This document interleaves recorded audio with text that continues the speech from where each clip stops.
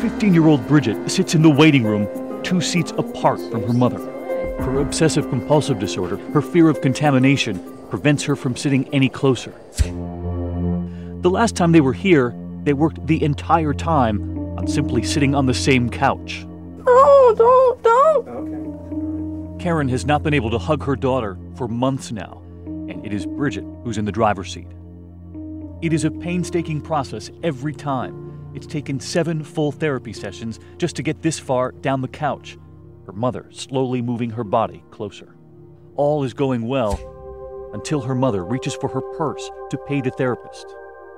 No, it's too long. He don't hate. Bridget is afraid getting close to that purse will contaminate her. Okay, bye. And now, deciding how she'll leave the office with her mother is a fight against fear. Now she has to come out and I close the door, because if she touches the door, then I can't touch the door anymore.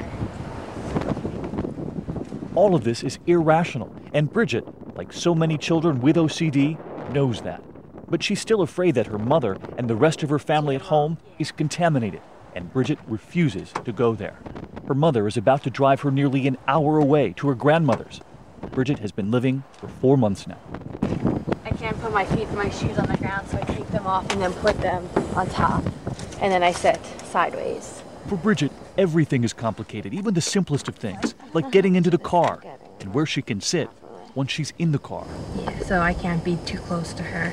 Before I used to have to sit on my feet and they would become numb. While inside another car, another mother and daughter in their own relentless fight against OCD. What are you trying to tell your OCD? To get lost. 14-year-old Michelle LeClaire, who hasn't been able to step inside her school for 4 months now. Her mother, Diane LeClaire, had to quit her job as a teacher to work full-time helping Michelle fight her OCD. When she was going to school, she would cry for an hour and a half every night, saying how difficult it was to go to school, but I couldn't touch her. Michelle's OCD also involves contamination, but her fear is different. Her family is fine. It's the kids at school she's afraid they're dirty. She can't go to school or anywhere in public where she has seen the other students.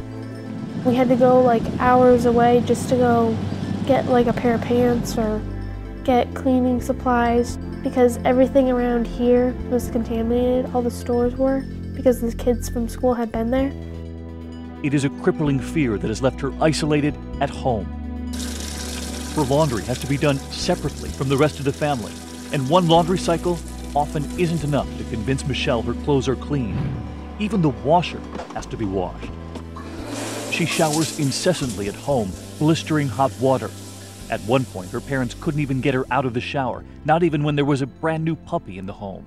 We were going to go get him puppy toys and take him to the store, and she was so excited that whole day. And after an hour in the shower, I'm like, we need to leave if you want to go. And she couldn't do it.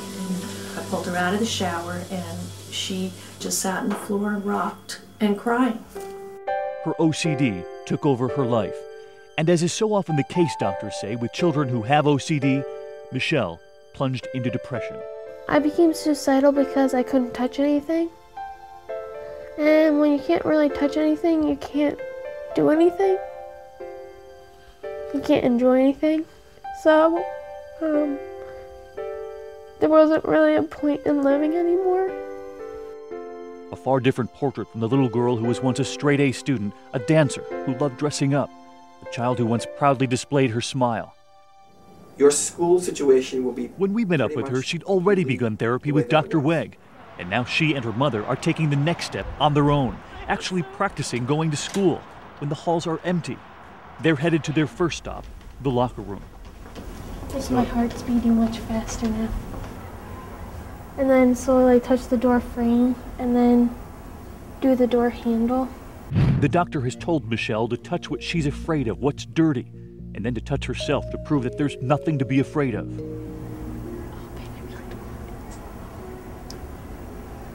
The doctor has told her to keep track of her anxiety on a scale of 1 to 10. What's the level?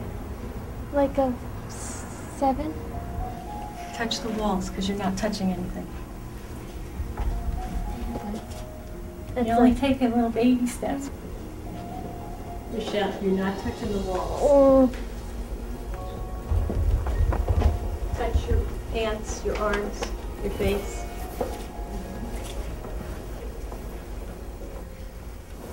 I'm like contaminating myself so that no part of me is considered like clean.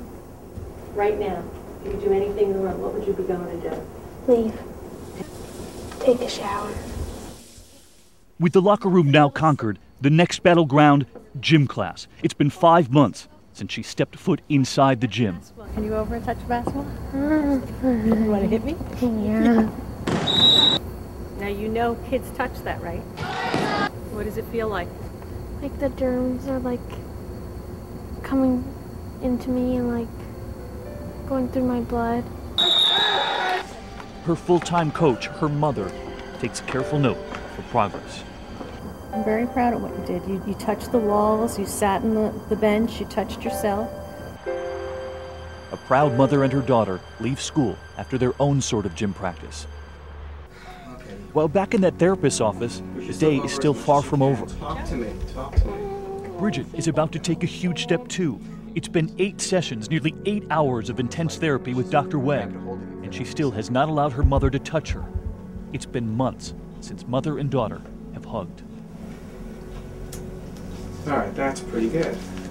Bridget and her mother grasp a small wand between them. This is huge. Lots of things have been huge. Bridget, find your center. Show her who's boss. Do it, do it, do it, do it. Just stay with it. Just hold on. This is the first time Bridget has touched her mother in 4 months. Bend your fingers. All of my fingers? Yes. There it is. That feels really good. No, it doesn't! No, I don't like when she talks. It's very difficult for parents to come in and not believe that they've done something wrong, that their kid has all these fears and these strange and bizarre fears. What did I do wrong? Once her fear subsides, the doctor pushes Bridget to hold that hand again. Let's have the hand back then. Good for you. Good for you then. Okay. But as we were about to learn, Bridget's OCD fight is far from over. What caused this? And we wondered, what's really going on here? So for folks who might say, oh, it's just in the child's head, you have found that it literally is. The breakthrough science that just might help set these children free.